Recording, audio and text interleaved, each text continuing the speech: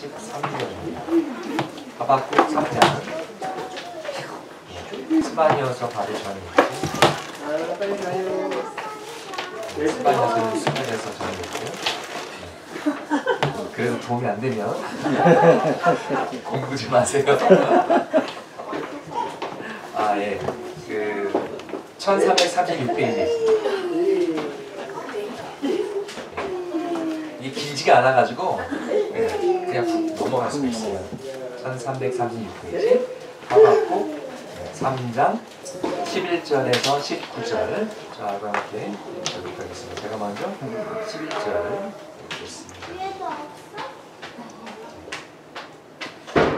주님께서 번쩍이는 화살을 당기고 주님께서 날카로운 창을 내던지시니 그 빛 때문에 해와 달이 하늘에서 멈추어 섭니다. 주님께서 그에 놓으셔서 땅을 주름잡으시며 신뢰하시면서 나라를 기뻐하시며 주님께서 주님의 백성을 구원하시려고 오십니다.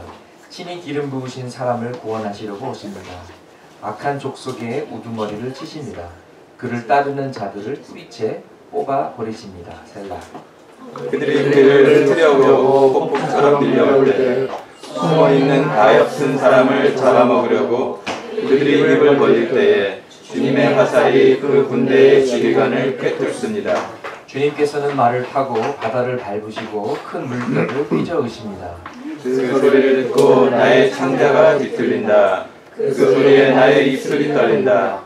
나의 뼈가 속에서부터 썰어 들어간다. 나의 다리가 후들거린다. 그러나 나는 우리를 침략한 백성이 지나는 날도 참고 기다리겠다. 무화과 나무에 과일이 없고 포도나무에 열매가 없을지라도 올리브 나무에서 딸 것이 없고 밭에서 거두어 드릴 것이 없을지라도 우리의 양이 없고 외양간에 소가 없을지라도 나는 주님 안에서 즐거워하련다. 나를 구원하신 하나님 안에서 기뻐하련다. 있습니다.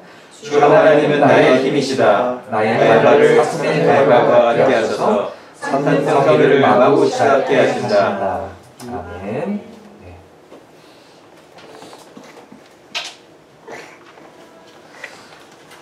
어제 그 결혼식에 가서 어느 자매님을 뵀는데 눈이 슬프더라고요. 얼굴에 근심이 있어서. 예. 얼굴이 웃고 있어도 눈이 슬픈 사람들 있잖아요. 예, 그래서 괜찮냐고 여쭤봤더니 사랑하는 아이를 걱정하시더라고요. 예. 그래서 이제 어저께 이제 집에 왔는데 예, 또 어떤 형제님이 또 저한테 카톡으로 목사님 괜찮으시냐고. 예, 목사님 왠지 모르게 좀 슬프게 보여서 걱정이 돼서 또 이제 문자 메시지를 보내셔서 참 감사했어요. 그러니까 저도 이렇게 밝게 살려고 하는데 뭐 걱정하는 것이나 슬플 때가 있을 때 그게 눈에서 이렇게 읽혀 지나가요. 사랑하는 사람들을 우리가 당연히 걱정하죠. 잘 되기를 원하는데 잘 되지 않을 때 우리가 기도하고 근심도 하고 걱정도 하고 우려도 합니다. 어쩔 수 없는 상황인데요. 하박국 선지자는 정말 자기 나라 유다를 사랑했던 애국자였어요. 선지자이기도 했지만 먼저 하나님의 백성으로서 나라를 자기 민족을 사랑했던 사람이었습니다. 그런데 하나님께서 예언의 말씀을 주셨어요. 근데 그 예언의 말씀에 유다가 멸망할 것이다. 나를 섬기지 않고 우상을 섬겼고 불순종했기 때문에 멸망할 것이다 라는 그 말씀에 참 가슴이 아팠습니다. 그런데 더 가슴 아팠던 것은 유다가 악하기 때문에 멸망을 받는데 유다를 침략해서 심판하는 나라가 유다보다 훨씬 더 악한 바벨론 제국이라는 거죠. 그래서 하박국이 좀 화가 났습니다. 하나님 이건 말이 안 됩니다. 우리가 우상 섬겨서 우리를 멸망시킨다는데 바벨론은 우상 천지고요. 우리 하나님께 불순종해서 우리를 멸망시키신다고 하는데 바빌론은 뭐 하나님을 아예 인정도 안 하는 나라입니다. 어떻게 이런 일이 있을 수가 있습니까? 하나님 삿대질하고 따지고 분노하고 삐지고 1장 2장에 이제 그 모습이 나오고요. 그러면서 결국 신앙의 관점으로 돌아오게 되고 신앙의 고백으로 돌아오게 됩니다. 그래서 오늘 제가 이 본문을 공부하면서 제가 참 존경하고 좋아하는 팀 켈러 목사님의 카멘터리 주석을 좀 보면서 많이 그 도움을 받고 은혜를 받았습니다. 그래서 그분 하신 말씀을 많이 인용할 것입니다. 그래서 우리가 하박국, 한국 사람들은 좀 그래요. 이거 배고플 때 말하면 호박국도 생각이 나고, 네. 이름 이상하잖아요. 하박국. 네. 근데 호박국이 아닌 하박국을 공부했을 때 유익이 무엇이냐?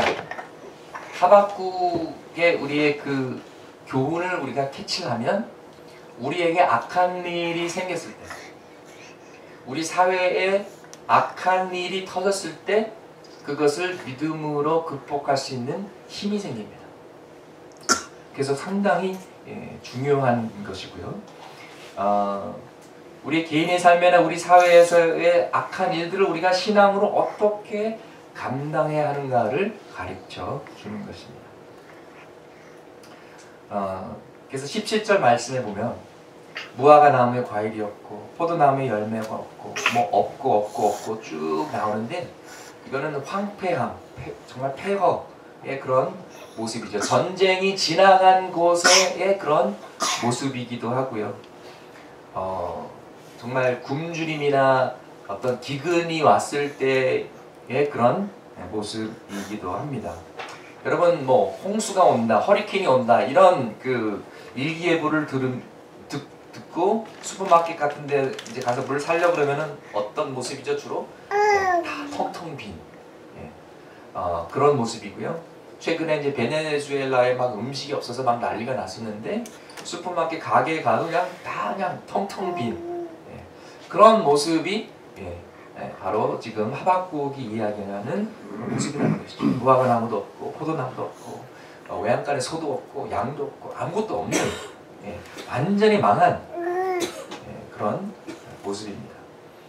그런데 한때 어떻게 이런 일이 있을 수 있습니까? 하나님께 따지고 분노했던 하박국이 어떤 이런 고백을 할 수 있었을까? 어떻게 이런 인내심과 차분한 마음으로 신앙 고백을 할 수가 있었을까? 아니 이런 상황에서 차분하고 어떤 컴포저, 평정심을 가지는 것도 힘든데 또 이 상황에서 어떻게 기뻐할 수 있었을까?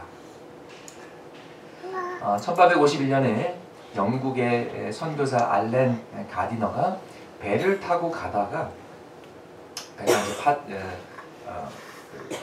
이제 표류하게 됐는데요. 남미의 어느 무인도에 이제 도착하게 됐습니다. 그래서 이 알렌 선교사와 같이 이제 생존했던 사람들이 그 섬의 무인도에 이제 임하게 됐는데요. 음식이 없어가지고 한 사람씩 굶어 죽습니다. 그리고 알렌 선교사가 제일 마지막으로 생존했던 사람인데 알렌 선교사도 결국 죽고 맙니다. 근데 그는 일기를 썼는데요. 그 일기가 그가 죽은 시체 옆에서 발견이 됐는데 맨 마지막 날 적은 것이 시편 34편 10절 말씀이에요. 젊은 사람들은 먹이를 잃고 굶주릴 수 있으나 주님을 찾는 사람은 복이 있어 아무런 부족함이 없을 것이다. 아니 어떻게 죽어가면서 이런 글을 쓸 수 있었을까? 가만히 누워있는 것도 힘들었을 텐데 굶어서 죽어가서 정말 글씨 쓸 힘도 없었을 텐데 온 힘을 다해서 마지막 남긴 글이 시편 34편 10절 하나님의 선하심에 대한 그런 신앙 고백이었다는 것입니다. 이 글을 쓰면서도 아마 그는 자기가 죽어가는 것을 알고 있었을 거예요. 구출되지 못할 것이라는 것을 알고 있었을 것입니다. 그럼에도 불구하고 어떻게 이런 고백을 할 수 있었을까? 어떻게 하나님은 선하시다라고 고백을 할 수 있었을까? 여러분 우리도 뭐 God is good all the time 이렇게 고백하고 그러잖아요. 하나님은 선하시다 고백하는데 주로 언제 고백하죠? 일이 잘 풀릴 때, 회사에서 보너스 받았을 때, 내가 가고 싶었던 대학교나 대학원에서 입학 통지가 왔을 때, 내가 건강했을 때, 예, 잘 나갈 때 하나님이 선하시다. God is good. God is good. 예. 보통 그때 고백하거든요. 근데 내가 지금 몸이 아프고 지금 내가 지금 힘들고 일이 꼬일 대로 꼬이고 예, 엎친 데 덮친 격으로 그럴 때 우리가 하나님이 선하시다고 고백할 수 있는가? 한번 질문할 필요가 있는 것 같습니다. 중요한 질문인 것 같습니다. 우리가 잘 되면 하나님이 선하시고 우리가 힘들면 하나님이 선하시지 않으신 건가요? 아니죠. 하나님의 성품이 변화되는 것이 아니라 내 관점이 바뀌고 내 필링이, 느낌이, 감정이 달라지는 것 뿐입니다. 그러면 고통 가운데 기뻐한다는 것이 과연 무엇일까요? 19절 말씀해 보니까 나의 발을 사슴의 발과 같게 하셔서 산등성이, 산의 높은 산등성이를 마구 치닫게 하신다. 이렇게 은유 비유하고 있습니다. 저도 이제 뭐 동물의 왕국, 무슨 뭐 자연 이런 다큐 같은 걸 보면은 정말 가파른 산에 정말 발 디딜 틈도 거의 없는데 막 뭐 야생 염소 있고 막 뭐 사슴 있고 그런 거 보면 굉장히 놀랍거든요. 그러면 거의 실수를 안 해요. 그래서 사슴의 발과 같이 하셨다라는 것은 내가 미끄러지지 않고 to be very sure-footed, 그 높은 산에서 내가 안전하게 서 있다라는 그런 표현입니다. 그래서 높은 곳에 있지만 안전하다 이런 뜻인데요. 고통 가운데 주 안에서 기뻐하는 것은 정말 안전한 것이다. 위험한 곳에 있지만 안전한 것이다 라는 그런 뜻이 되겠습니다. 그것을 돌려서 말한다면은 고통 가운데 내가 불평하고 고통 가운데 내가 시험에 들고 하나님께 삐지고 교회를 떠나고 신앙이 망가지고 내면이 망가진다면 그거는 위험한 것이라고 우리가 해석할 수 있겠습니다. 높은 산에서 미끄러지는 것은 정말 위험한 일입니다. 크게 다칠 수가 있고 목숨을 잃을 수도 있는 것입니다. 그런데요, 높은 산은 고지는 전쟁이 났을 때 유리한 장소입니다. 적군이 쳐들어왔을 때 몇 마일 저 멀리서 오는 것을 미리 볼 수가 있고 미리 준비할 수가 있고 또 전쟁이 나면은 백전백승할 수 있는 것이 산 위입니다. 고지입니다. 그래서 우리에게 고통이 오면은 우리의 신앙이 성숙한 곳으로 가게 됩니다.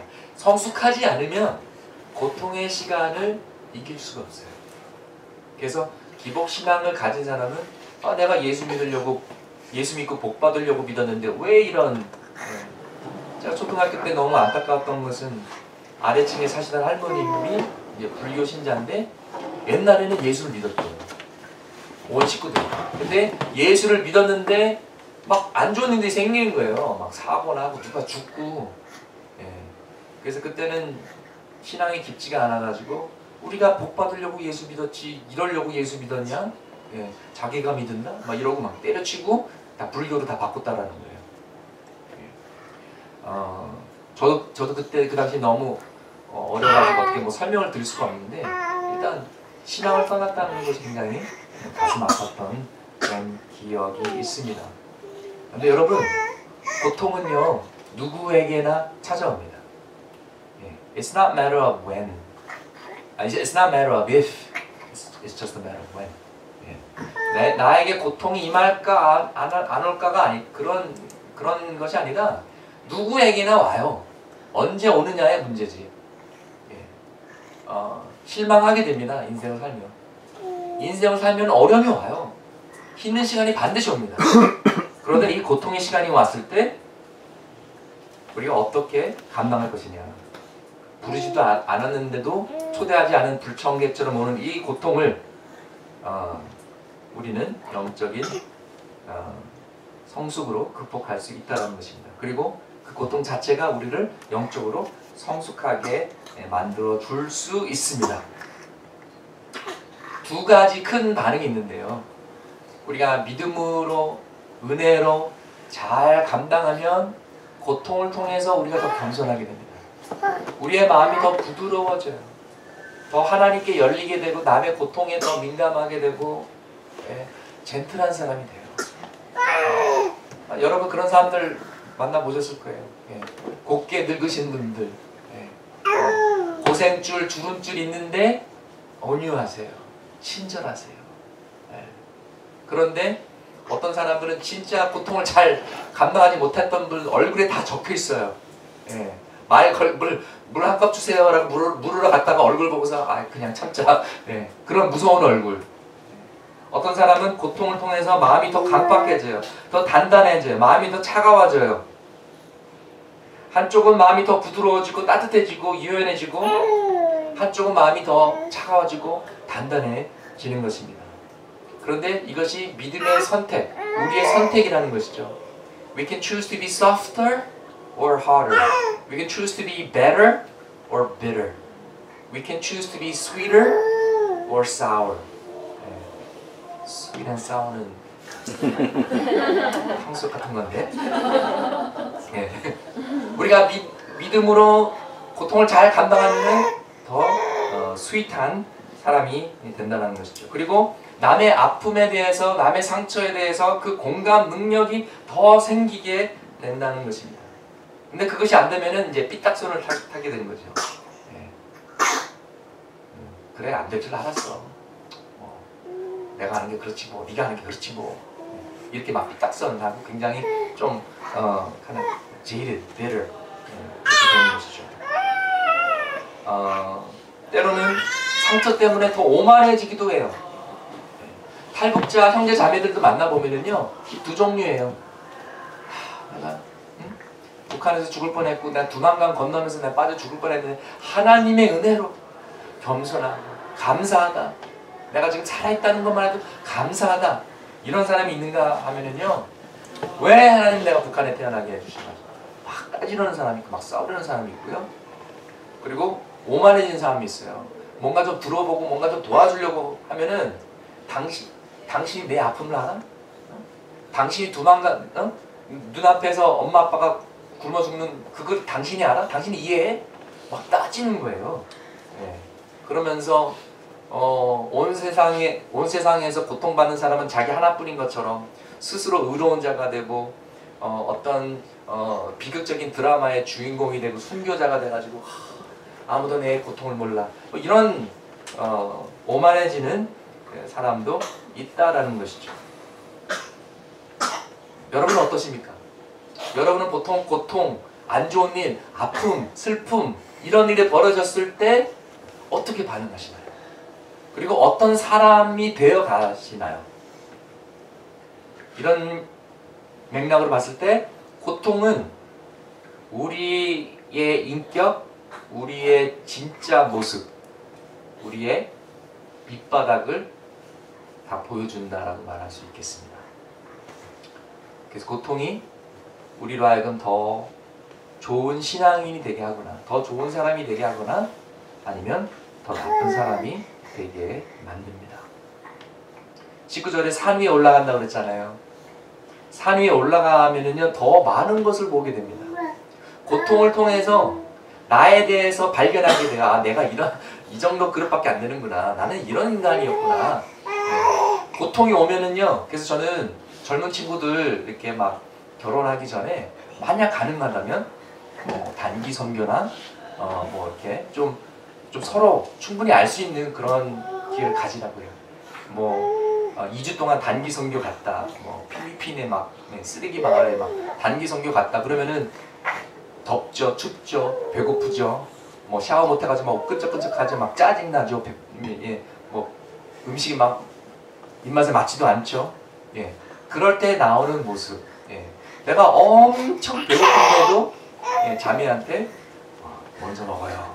그러면 내가 이 남자에게 내 인생을 맡겨도 책임져 달라고 해도 되겠다. 그렇게 되는 것이죠. 그러니까 고통은 그러니까 친구들도 그래요. 내가 행복해. 내가 돈도 별로 없을 때 나를 만나주고 날 이해해주고 날 격려해주는 친구가 진짜 친구가 아니겠습니까?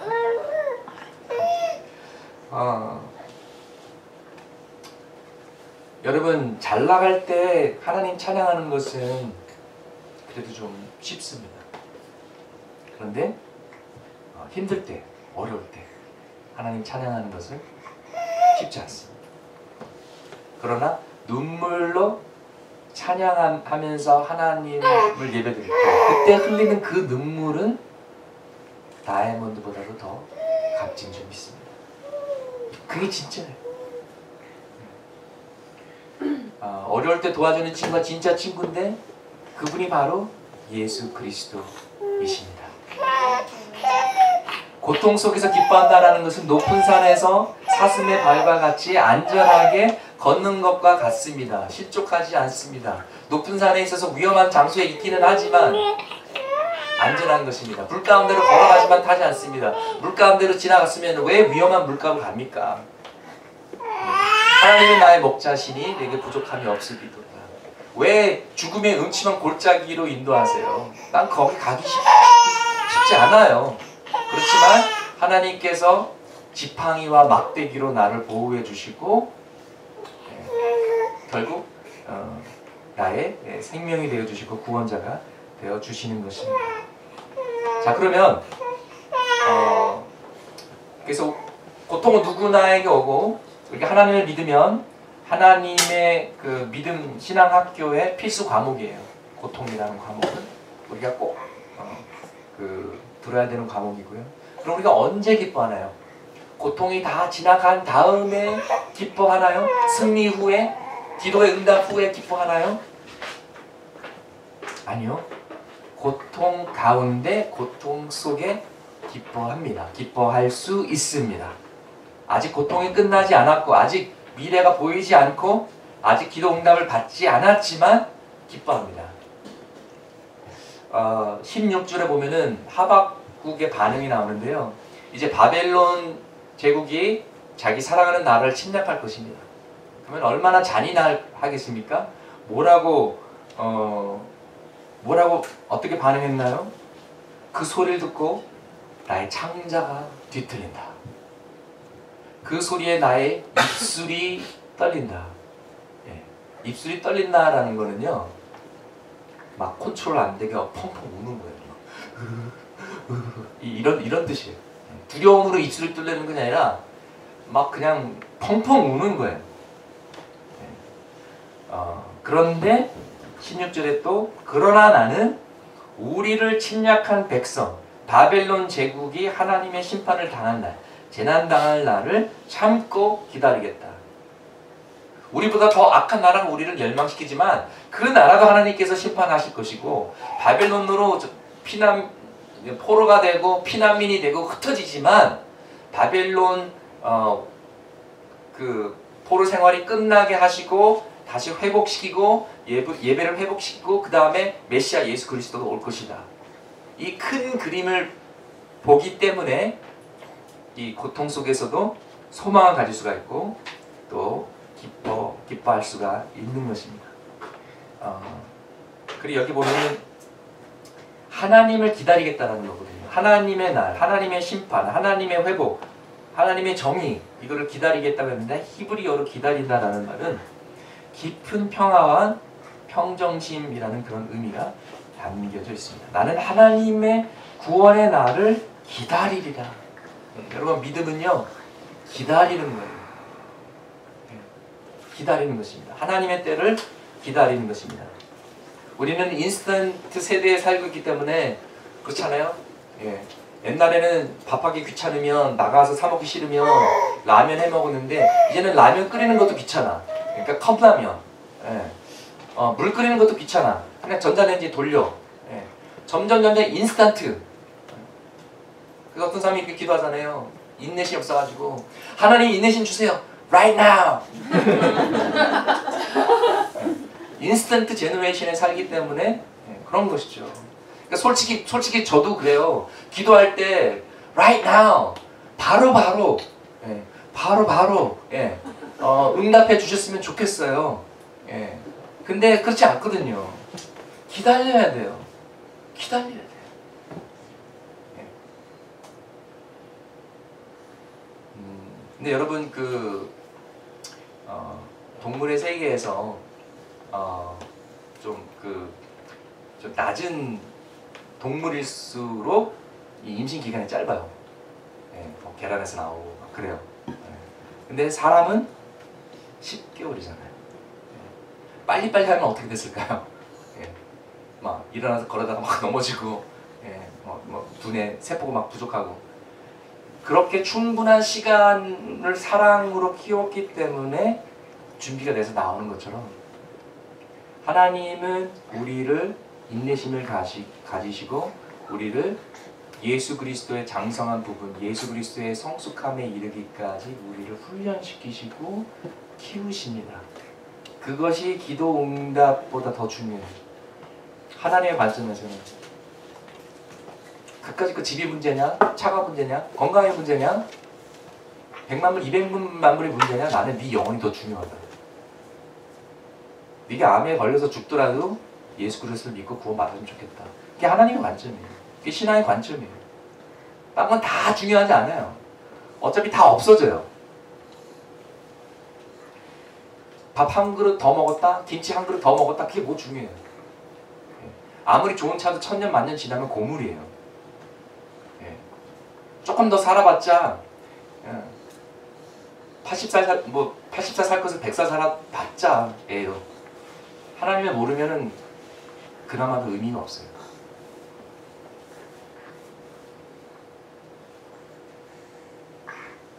그래서 고통이 왔을 때 우리가 기뻐한다라는 것은 하나님 때문에 하나님을 바라보는 것이고요. 항상 기뻐하라라고 성경이 명령하고 하나님께서 명령하고 계시지 않습니까? 만약에 기쁨이 그냥 감정이었다면 항상 행복하라 이렇게 이거는 사실 불가능해요. 근데 하나님은 불가능한 명령은 하지 않으십니다. 그래서 기뻐한다라는 것은 감정이 아닌 의지고요, 나의 선택이고요, 믿음이고요, 훈련이에요. 그리고 습관이에요.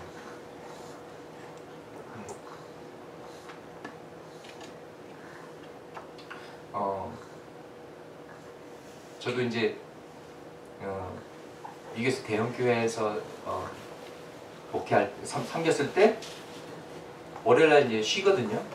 근데 집에 나와서 뭐 이것저것 머릿속에 생각하고 있으면은 차가 저도 모르게 교회 주차장에 와 있어요. 습관이에요, 습관. 김유신의 말처럼 늘 가는데 가는 거예요. 여러분의 습관은 무엇입니까? 여러분의 습관은 감사입니까? 불평입니까? 여러분의 습관은 기쁨입니까? 아니면 좌절과 슬픔입니까? 저도 그렇고 딴 친구 얘기하지 말고 제 얘기만 할게요. 제가 좀 약간 좀 드라마 퀸 그런 좀 그 기질이 있어요. 뭐 다 이렇게 뭐 안 좋은 일이 생기면은 주여 왜 저에게 이런 부담을 주시옵나이까?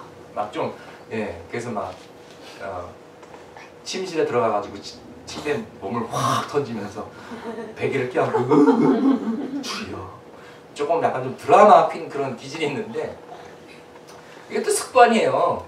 그러니까 아이들도 키워보시면은요, 엄마가 안 보면 넘어졌다가도 아무도 없네? 툭툭 털고 일어나서 잘 놀아요. 그러다가 엄마 오면은 표정 관리하면서 그러고 왜 그래? 우리가 감사와 기쁨과 기도의 습관을 가지길 소망합니다. 그래서 운다고 해서 믿음이 없는 것이 아니고요. 슬픔 가운데서도 소망을 가질 수가 있고 기쁨을 가질 수가 있는 것입니다. 그래서 사랑하는 부모님이 돌아가셨을 때 장례식에서 당연히 울죠. 믿음이 없어서 우는 것이 아니라 사랑했기 때문에, 보고 싶어서, 미스하기 때문에 우는 것입니다. 그렇지만 그 가운데 천국의 위로와 다시 만나시는 소망과 부활하리라, 천국에 가리라는 그런 확신이 있기 때문에 견딜 수가 있는 것입니다. 슬픔은 오히려 우리를 하나님께 더 가까이 가도록 밀어줍니다. 하나님을 더 의지하게 됩니다. 더 기도하게 됩니다. 그리고 하나님께 위로를 받고 내가 기뻐했을 때 나의 초점이, 나의 포커스가 내가 이렇게 상처받았고 나 뒤통수 쳤지, 나 평생 있나 봐라, 막 뒤끝 장면 막 이러다 보면은 내 아픔만 생각하다 보면은 남의 아픔을 생각할 여유도 없고 안 보여요. 근데 내가 건강하면 주변에 있는 아픔이 보이기 시작해요. 남의 아픔이 보입니다. 그리고 진정한 치유는요, 남의 상처를 위로하고 치료해 줄 때 내가 치유가 되는 거예요. 남의 눈물을 닦아줬을 때 내 눈물이 사라지는 겁니다. 그래서 우리 탈북자들을 섬길 때 섬기기만 하는 데서 끝나면 안 돼요. 그들이 섬김을 받고 치유를 받고 격려를 받고 그들도 우리와 같이 섬기게 해야 됩니다. 제가 만나는 탈북자, 전도사, 목사님들이 하시는 말씀이에요. 그들은 섬김의 대상만이 아니라 우리와 같이 똑같이 동역자가 돼서 통일민이 되어서 통일을 준비하고 섬기는 사역자라는 것입니다. 아멘. 너무 멋있는 것 같아요. 근데 이제 고통을 우리가 겪게 되면 오히려 남의 고통을 품어줄 수 있는 사람이 됩니다. 남의 아픔이 보이게 되고요. 여러분, 암 환자가 누구한테 제일 위로를 받으신지 아세요? 다른 암 환자나 암을 겪었는데 완전히 이제 완쾌되신 분, 그러면은 위로가 돼요. 그 키모, 내가 그때 받아봤는데 진짜 막 죽을 맛이더라고요. 너무 힘든데. 한 번은 치유 기도팀에서 어떤 암 환자를 위해서 기도하는데 그 기도하시는 분들 중에서 암 걸려가지고 키모 받고 고생했던 그런 장로님이 계셨어요. 그냥 몇 마디 못하고 그냥 우는 거예요. 자기 고통, 자기 아팠던 생각하니까 이 기도하는 이 환우가 얼마나 아플까. 그런 분이 가서 찾아가면 위로가 됩니다. 엄마는 엄마들을 이해하잖아요. 그래서 하나님께서 우리에게 고통을 허락하시는 것은 우리의 마음의 그릇이 더 커지라고, 우리가 더 관대하고 관용을 베푸는, 더 공감할 수 있으라고. 그래서 우는 자와 같이 울고 기쁜 자와 같이 기뻐하라고 하시는 줄 믿습니다. 하나님은 고통을 절대로 낭비하지 않으십니다. 오늘 우리 읽었던 말씀처럼 고난의 유익이 있어요. 환난의 유익이 있습니다. 환난은 인내를 낳고, 인내력은 단련된 인격, 성품을 낳고, 단련된 인격은 희망을 낳는다고 말하고 있습니다. 자, 그러면 우리가 어떻게 기뻐하나요? 이 기쁨은 감정이 아니라 훈련이고 습관이고, 근데 이제 우리가 세 가지 스텝으로 한번 볼 수가 있겠습니다. 먼저 반복하는 것입니다. 그 다음에 기억하는 것입니다. 그리고 기뻐할 수 있습니다. 처음에는 먼저 반복하는 것인데요. 오늘 본문 18절에 보면은 하박국이 반복을 해요. 나는 주님 안에서 즐거워하련다. 나를 구원하신 하나님 안에서 기뻐하련다. 그 말이 그 말이거든요. 즐거워하는 거하고 기뻐하는 거하고 무슨 차이인가요? 같은 말을 조금 다르게 표현했을 뿐이에요. 근데 성경에는 이런 부분이 굉장히 많이 나와요.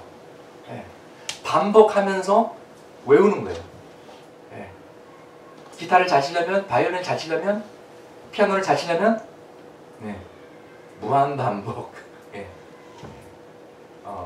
계속 리피트하다 보면은 실력자가 되는 것이죠. 그래서 좋은 신앙의 습관은 반복해야 돼요. 하나님 말씀도 반복해야 돼요. 어떤 교회는 목사님이 설교하시고 그 설교의 그 본문 가지고 소그룹에서 성경 공부하고 또 주중에 그 핵심 그 구절을 외우고 또 주중에 그걸 갖고 큐티하고 묵상하고 성역 공부하고 그러면은 막 한 달 전 설교도 기억이 나요. 근데 솔직히 그렇게 하지 않으면 지난주 설교도 기억이 안 나요. 그러니까 반복에는 이러한 유익이 있다라는 것입니다. 왜 하나님께서 마태, 마가, 누가, 요한 복음서를 4개나 주셨을까요? 마태복음 읽고 마가복음 읽고 누가복음 읽고 요한복음 읽고 요한복음 읽으니까 이제는 조금씩 이제 다른 각도에서 보니까 더 이해가 되고 내 신앙이 깊어지고 반복하는 것이 내 신앙을 보호해주고 내 신앙을 더 이해력 있게 더 깊게 해주는 것이죠.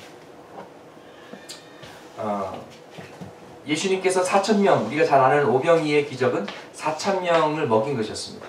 근데 또 5,000명도 먹이셨어요. 왜 반복하셨을까요? 사람들 자꾸 잊어버리니까. 기억하라고. 특별히 복음의 진리는요, 자꾸 반복해서 들어야 됩니다. 그냥 수박 겉핥기식으로 복음을 하면 회개하고 예수님 믿으면 천국 땡 이렇게 알겠어요. 근데 복음은 그런 게 아니에요. 복음은 내가 할 수 없지만 하나님이 하신다라는 거예요.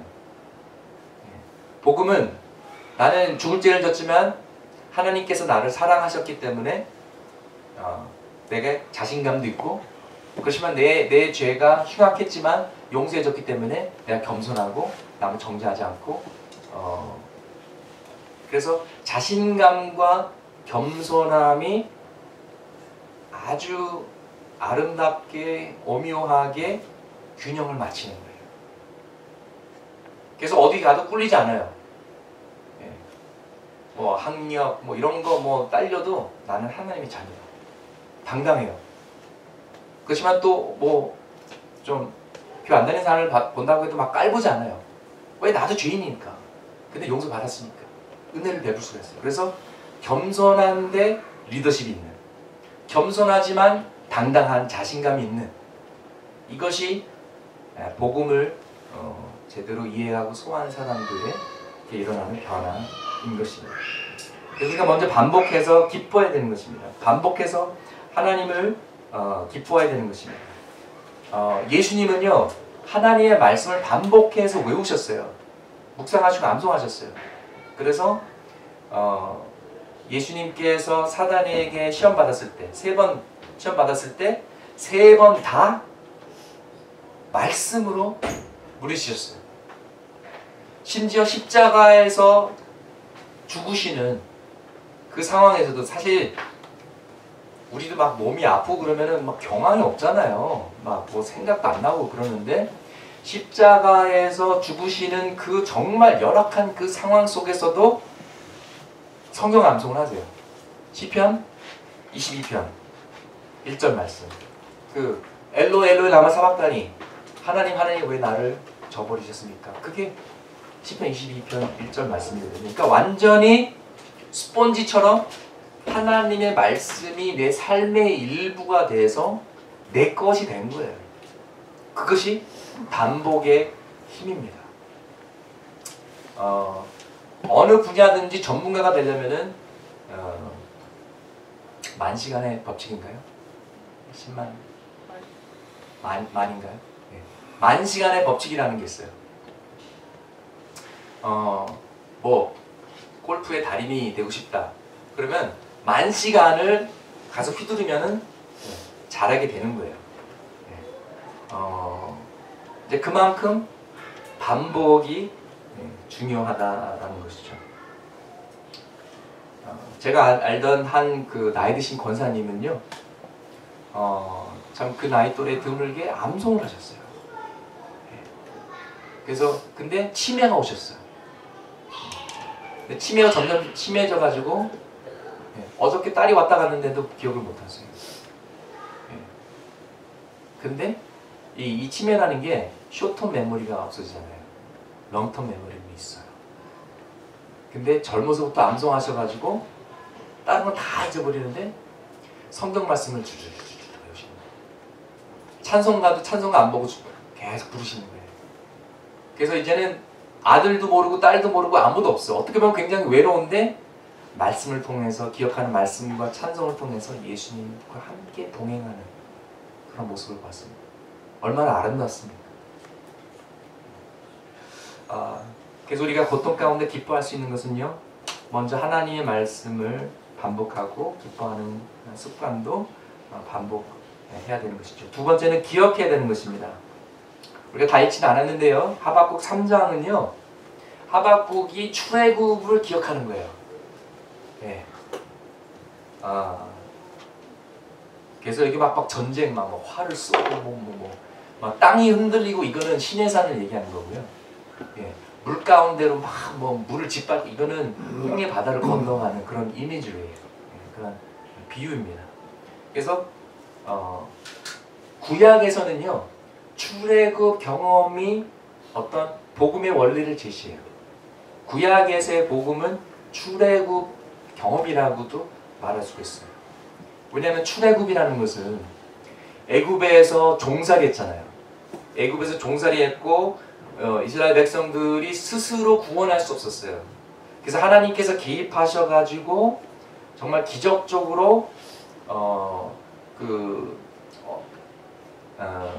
애굽 사람들은 죽을 때에 어린 양의 피를 바르니까 어린 양의 피로 구원을 받고, 또 하나님께서 인간은 할 수 없는, 길이 없는 홍해 바다를 가르셔서 길이 없는 곳에 길을 만드시고 불가능한 것을 가능케 하시고 인간이 못하는 것을 하나님만이 하셨다라는 것이죠. 이게 복음이잖아요. 이게 복음의 진리잖아요. 우리도 죄의 종살이를 했었고 우리 스스로 구원할 수 없었는데 하나님께서 개입하셔서 예수 그리스도 보혈의 피로 우리를 구원하신 것이죠. 우리 스스로 할 수 없는 것을 하나님이 하신 거예요. 이 복음의 원리 원칙은 같은 거거든요. 그리고 그 유월절 때의 그 어린 양의 그 피는 장차 오실 예수 그리스도의 피거든요. 그래서 세례 요한이 예수님을 봤을 때 보라, 온 세상의 죄를 지고 가는 하나님의 어린 양이다 라고 그렇게 가르쳤던 것입니다. 그래서 하박국이 복음을 기억하는 거예요. 하나님의 구원의 역사를 기억하는 거예요. 그리고 내 현재 상황에 적응하고 미래 상황에 적응해서 과거에 구원하셨던 하나님께서 현재도 구원할 것이고 미래에도 구원하실 것이다 라고 기억하는 것입니다.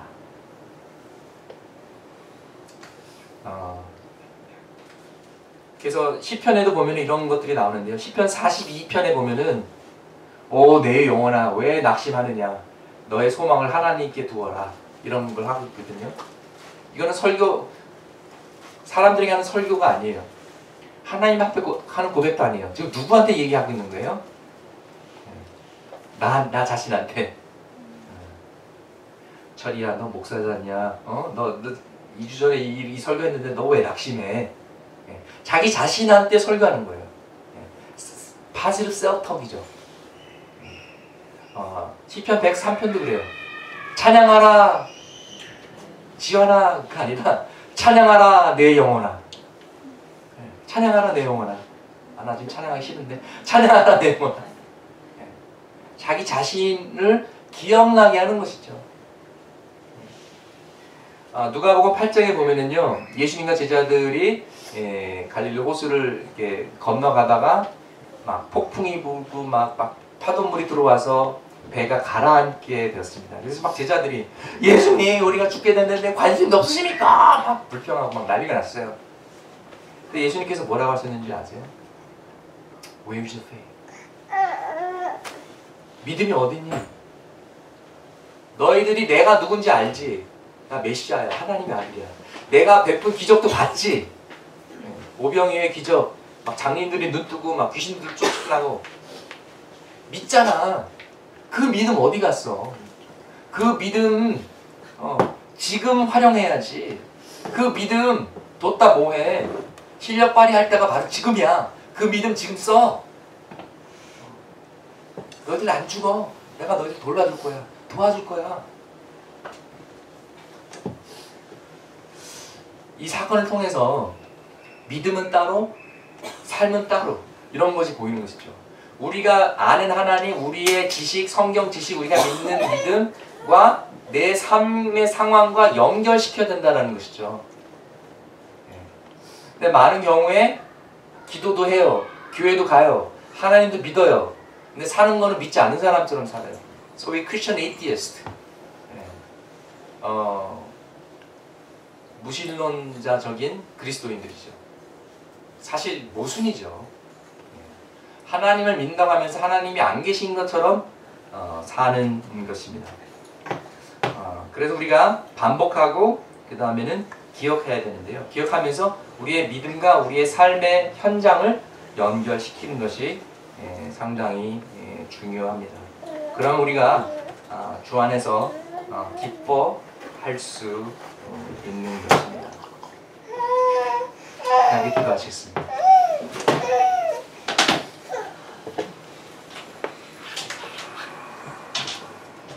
항상 기뻐하라라는 이 말씀을 우리가 순종하기가 어려운 것은 우리가 영적인 사람이 아니기 때문에 그렇습니다. 우리가 눈에 안 보이는 것보다는 보이는 것을 우리가 집착하기 때문입니다. 또 우리가 가진 것을 상실하기 두려워서 꼭 움켜쥐고 있기 때문에 아직도 내려놓지 못한 것들이 많기 때문에 너무나도 힘듭니다.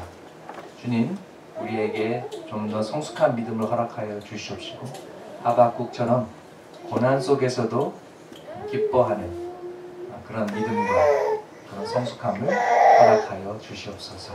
예수님의 이름으로 기도합니다. 아멘.